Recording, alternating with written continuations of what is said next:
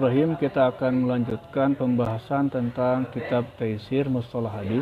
Sekarang kita menginjak pada halaman 17 tentang ta'rifatun awaliyatun. Ta'rifatun artinya ta'rif atau definisi. Awaliyatun artinya pertama. Bisa juga diartikan definisi permulaan. Ya. Nah, jadi ini adalah definisi permulaan yang harus dipahami bagi mereka yang akan mempelajari ilmu mustalah hadis. Ini merupakan juga bisa diartikan definisi dasar. Jadi bisa diartikan definisi dasar atau definisi permulaan. Yang pertama adalah ilmu mustalahi. Apa itu ilmu mustalah? Di sini jelaskan, huwa ilmun bi usulin, adalah sebuah ilmu biusulin yang berisi pondasi-pondasi dasar, wa qawaida dan kaidah-kaidah atau aturan-aturan, yu'rafu yang dapat diketahui biha dengannya, artinya dengan usulin dan qawaid mustalah ini, ahwalu keadaan-keadaan as-sanadi sanad wal matni dan matan, min haitsu dari segi al-qabulu diterima, waruddu dan ditolak. Jadi dengan ilmu mustalah hadis kita akan mengetahui bagaimana keadaan sebuah sanad hadis. Apakah dia bisa diterima sanadnya atau malahan ditolak. Kemudian demikian matannya, apa matannya dapat diterima karena tidak bertentangan dengan Al-Quran, atau justru matanya ditolak karena bertentangan dengan Al-Quran misalkan. Kemudian yang kedua, maudhu'uhu. Maudhu'uhu artinya objeknya atau sasarannya. Di apa sih yang menjadi target atau sasaran ilmu mustalah hadis? Maudhu'uhu, targetnya atau sasaran daripada ilmu mustalah hadis adalah as-sanadu, sanad, wal matnu dan matan. Min haitsul qabulu wa raddu, dari segi diterima dan ditolaknya. Jadi sudah jelas. Target yang akan dicapai oleh mustalah adalah bagaimana mengetahui keadaan sanad dan keadaan matan sebuah hadis. Yang ketiga, samaratuhu. Samaratu artinya hasilnya atau apa yang dihasilkan dari mustalah hadis. Wa samaratuhu dan hasilnya, atau misalnya jadi apa istilahnya, apa yang akan kita peroleh dari mustalah hadis ini, tamyizus sahihi, membedakan yang sahih, mana hadis yang sahih, minas sakimi, dari yang sakim. Sakim artinya yang sakit. Manakah hadis yang sakit? Artinya hadis yang lemah, ada kelemahan di dalamnya. Minal ahadisi, dari hadis-hadis. Jadi yang dapat diperoleh dengan pelajari mustalah hadis adalah dapat membedakan mana hadis yang sahih, mana hadis yang sakit. Artinya sakit itu artinya hadis yang lemah. Yang keempat adalah al-hadisu. Apa yang maksud dengan hadis? Yang pertama, loghatan, secara bahasa, hadis itu adalah al-jadidu, baru. Jadi secara bahasa, al-hadis artinya baru. Wa yujma'u, dan bentuk jama' dari al-hadis adalah ala ahadisa. Bentuknya adalah ahadisa. Jadi kalau al-hadis adalah bentuk mufrad, isim mufrad, sedangkan ahadis adalah isim jamaknya. Ala khilafil kiasi, ala atas khilafi bertentangan kiasi dan aturan. Maksudnya jamak dari hadis ini berbeda dengan aturan dalam jamak muzakkar salim atau jamak muannas salim, ada aturannya.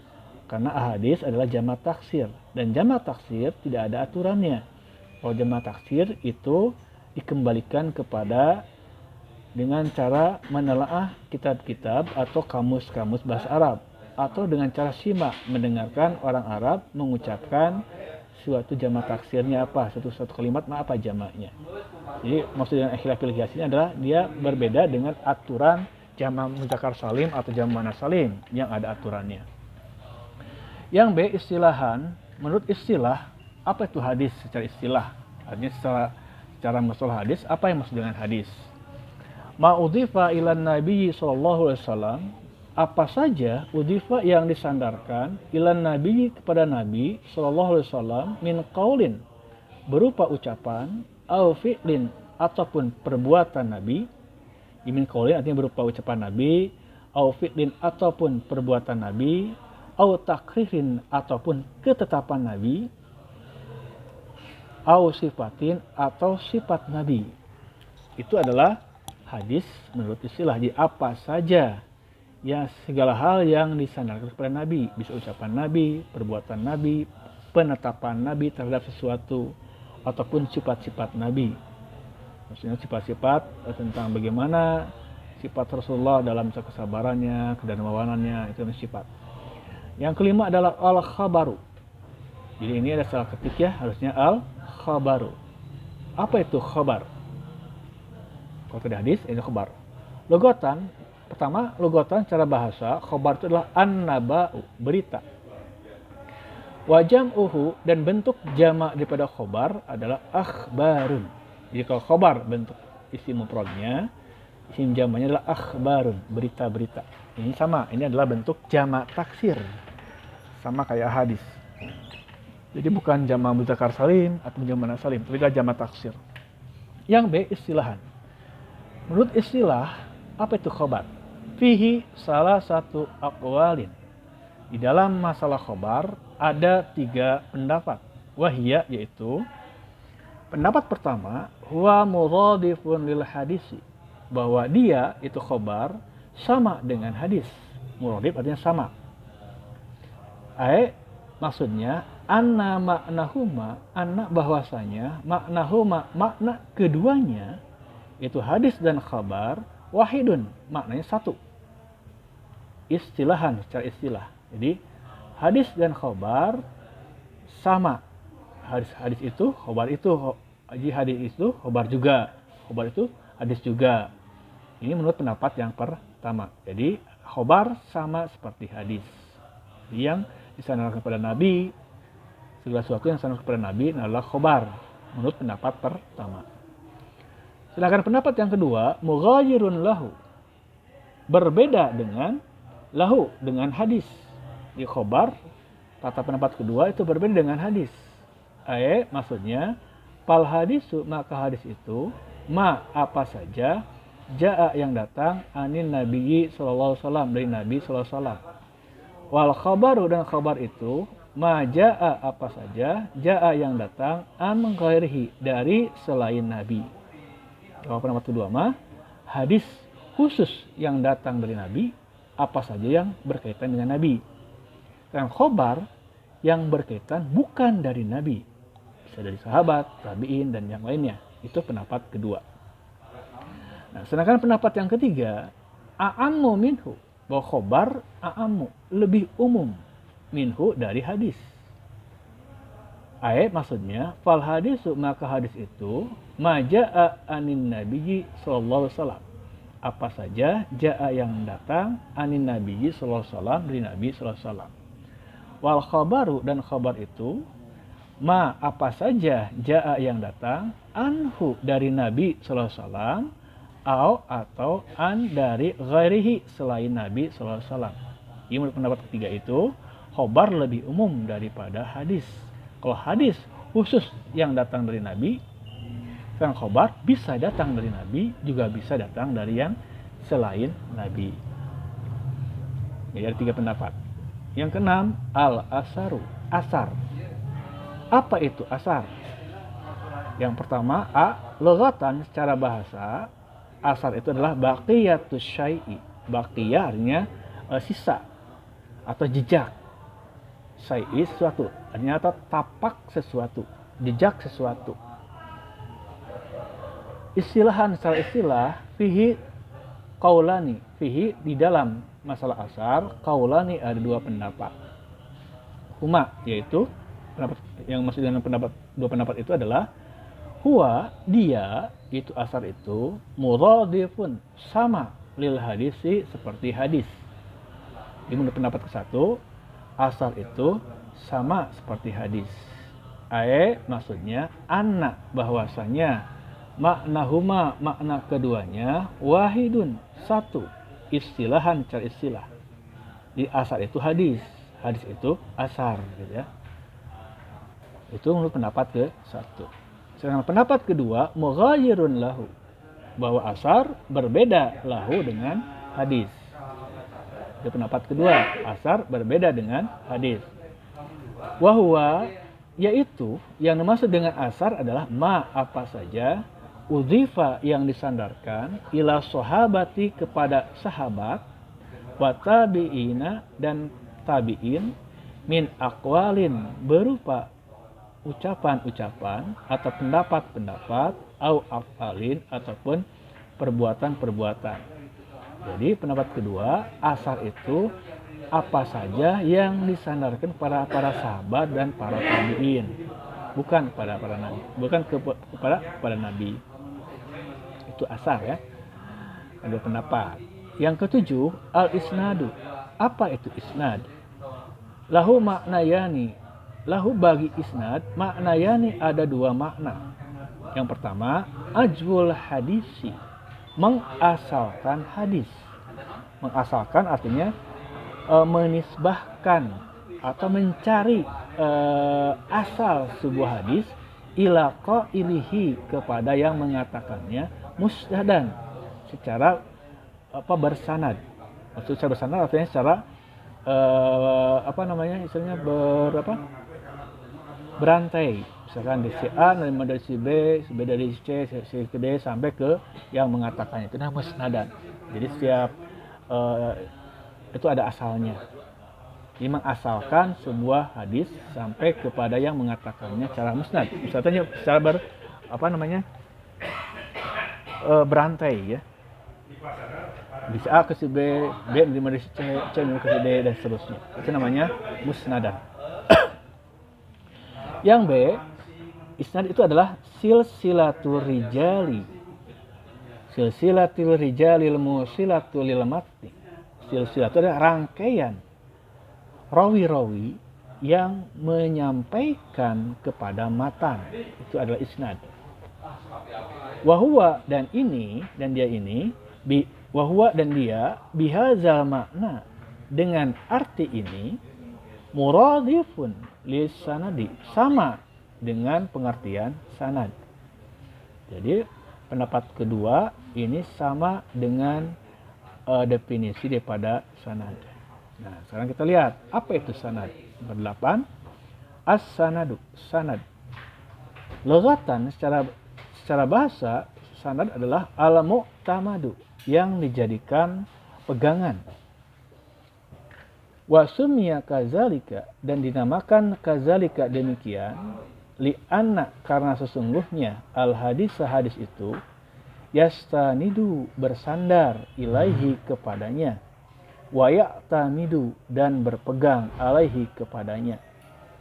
Jadi kita kan sanad itu mu'tamad karena sebuah hadis itu berpegang kepada sanadnya. Jadi sahih diterima tidak sebuah hadis tergantung sanadnya juga. Secara istilah, apa itu sanad?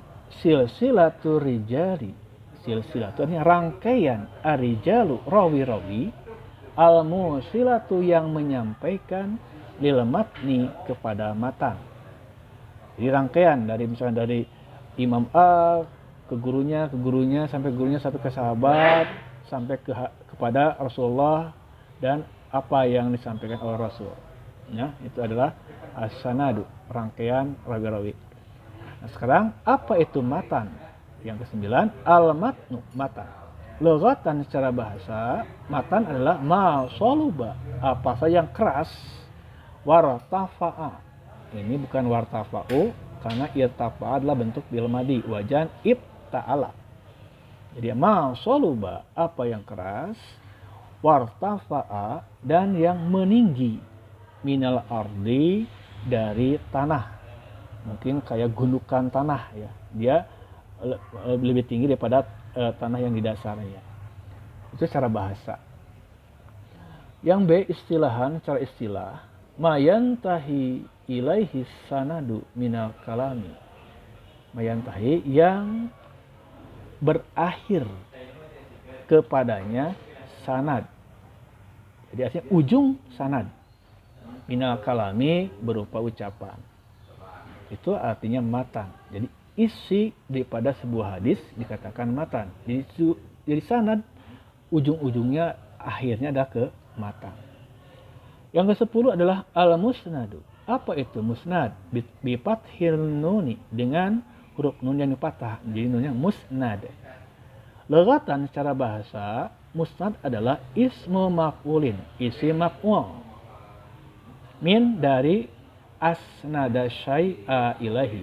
Jadi asnada yusnidu isnadan, musnidun musnadun. Di musnadun adalah bentuk isim maf'ul dari asnada yusnidu isnadan, ya. Musnidun musnadun. Jadi dari asnada syai'a ilahi, menyandarkan sesuatu ilaihi kepadanya. Bimakna, dengan arti azahu, mengasalkannya. Mengasalkannya artinya mencari asal usulnya. Wa nasabahu, dan menyandarkannya ilaihi, kepadanya. Istilahan, secara istilah, lahu salah satu ma'anin. Lahu, dia, musnad itu, salah satu ma'anin, ada 3 makna. Yang pertama, kullu kitabin, kullu setiap kitabin kitab, jumi'a, yang dikumpulkan, fihi, di dalam kitab tersebut, marwiyatun, riwayat-riwayat, kulli sohabiyin, setiap sahabat, ala hidatin, dengan terbatas, maksudnya dengan batasan-batasan. Artinya dikumpulkan semua riwayat sahabat-sahabat secara sendiri-sendiri. Misalkan riwayat sahabat Abu Bakar, ditulis semua riwayat-riwayat sahabat Abu Bakar, hadis-hadis yang diterima oleh Abu Bakar. Kemudian misalkan riwayat Umar bin Khattab, maka dikumpulkan dalam kitab tersebut apa saja yang pernah diriwayatkan dari sahabat Umar bin Khattab. Itu namanya hidatin, ya. Jadi yang dengan batasan, artinya dengan sendiri-sendiri. Jadi semua riwayat para sahabat dikumpulkan dalam satu kitab. Itu disebut dengan kitab musnad secara istilah pendapat yang ke-1. Secara pendapat yang kedua, musnad adalah al-hadisul marfu'u, hadis marfu. Sebut hadis marfu artinya hadis yang sampai kepada Nabi. Al-muttasilu, yang bersambung sanad dan sanadnya. Jadi sanadnya bersambung, tidak ada yang terputus. Itu namanya hadis marfu yang bermutasil dan sanadan, ada sanadnya. Yang ketiga, pendapat ketiga, an yurada bihi as-sanadu. Yang dimaksud dengan musnad adalah as-sanadu, sanad. Fayakunu, maka keadaan, bihazal makna, dengan arti ini. Jadi kalau musnad yang dimaksud adalah sanad, maka masdaron mimian, maka musnad adalah masdar mimi dari as-sanadu. Nah, itu ada 3 makna. Nah, yang ke-11, al-musnidu bikasrin nuni. Al-musnid, apa yang maksud dengan al-musnid? Dengan nun yang di kasrah. Kalau tadi nun yang di fathah, sekarang nunnya di kasrah. Siapa itu musnid? Atau apa itu musnid? Wa man yarwil hadisa bisanadihi. Wa, dia adalah man, orang, yarwi, yang meriwayatkan al hadis hadis bisanadihi, dengan sanadnya. Jadi dia meriwayatkan hadis dengan susunan sanadnya yang lengkap. Sawaun, sama saja. Apakah kana, keadaan, indahu, di sisinya, atau dia mempunyai ilmu bihi, dengannya. Maksudnya sama saja apakah dia berilmu, yang punya ilmu tentang sanad-sanadnya, tentang mustalah hadisnya, ataukah laisa lahu, dia tidak mempunyainya, illa, kecuali. Nah, ini dibacanya mujarradu. Jadi mungkin kebalikan harokat, harusnya mimnya di doma, jimnya di fathah. Illa mujarradur riwayah, kecuali semata-mata hanya meriwayatkan saja. Jadi musnad itu orang yang meriwayatkan hadis beserta sanadnya, sama saja apakah dia mempunyai ilmu pengetahuan tentang sanad-sanad tersebut, ataukah dia tidak punya ilmunya. Dia hanya semata-mata meriwayatkan apa yang dia terima dari gurunya. Itu namanya musnid. Yang ke-12, al-muhaddisu. Siapa itu muhaddis? Ya. Ya, ada istilah hadis, ada muhadis. Nah, al-muhadis adalah huwa man. Dia adalah man, siapa saja yastaghilu, yang menyibukkan dirinya bi ilmil hadisi, dengan ilmu hadis, riwayatan wa dirayatan, baik ilmu hadis riwayahnya ataupun ilmu hadis diroyahnya. Nanti akan dibahas apa itu riwayah, apa itu diroyah. Wayat toli'u, dan dia meneliti, bisa juga diartikan menelaah atau mengkaji, ala kasirin minar riwayah, atas kebanyakan minar riwayat, dari riwayat. Jadi muhadis adalah orang yang meneliti, mengkaji banyak riwayat hadis. Wa ahwali ruwatiha, wa ahwali, dan keadaan ruwatiha, rawinya. Di seorang muhadis, dia sibuk mempelajari ilmu hadis, riwayahnya, cara periwayatannya, dan dirawayahnya, bagaimana dia menerima hadis dari yang lainnya. Kemudian dia juga meneliti tentang riwayat-riwayatnya, misalkan hadis ini riwayatnya siapa saja, siapa imamnya, siapa sahabat yang menerimanya, kemudian siapa tabiin yang menerima hadis dari sahabat A, B, C, dan seterusnya, dan bagaimanakah keadaan rawi-rawi, orang-orang yang meriwayatkan hadis tersebut, apakah rawi-rawi tersebut dapat dipercaya ataupun kebalikannya. Itulah muhadis. Ya, mungkin zaman sekarang al-muhadis bisa dikatakan susah ya. Walau alam, semoga ada masih mereka yang betul-betul menyibukkan diri dengan ilmu hadis untuk menyelamatkan sunnah Nabi. Yang ke-13, Al-Hafiz. Siapa itu Al-Hafiz? Fihi qaulani. Nah, di dalam masalah Al-Hafiz, qaulani ada dua pendapat. Pendapat pertama, muradifun. Nah, juga sama, bukan muradaf, tapi muradifun. Bentuknya isim fa'il. Jadi kalau muradaf itu isim maf'ul. Jadi muradifun artinya mirip atau sama lil muhadis dengan muhadis. Di pendapat pertama mengatakan al-hafiz itu sama dengan muhadis. Inda kasirin minal muhadisina. Menurut kasirin, kebanyakan, minal muhadisina, para ulama hadis. Di para ulama hadis, al-hafiz itu sama kayak al-muhadis. Pendapat kedua, wakilah huwa, dan dikatakan bahwa dia, jadi ada yang berpendapat bahwa al-hafiz itu arfa'u darajatan minal muhaddisi. Arfa'u lebih tinggi, darajatan tingkatannya, minal muhaddisi dari muhadis. Ini menurut pendapat kedua. Kalau pendapat pertama, al-hafiz dan al-muhadis itu sama. Di pendapat kedua mengatakan bahwa al-hafiz arfa'u darajatan, lebih tinggi tingkatannya, minal muhadisi dari muhadis. Bihaisu, di mana yakunu, keadaan, ma apa saja, ya'rifuhu yang dia ketahuinya, pi pada kuli setiap, tobakotin tingkatan. Maksudnya tobakot adalah tingkatan sahabat misalkan, tingkatan tabi'in, tingkatan tabi'ut tabi'in, sampai ittiba'u tabi'in sampai ke bawah.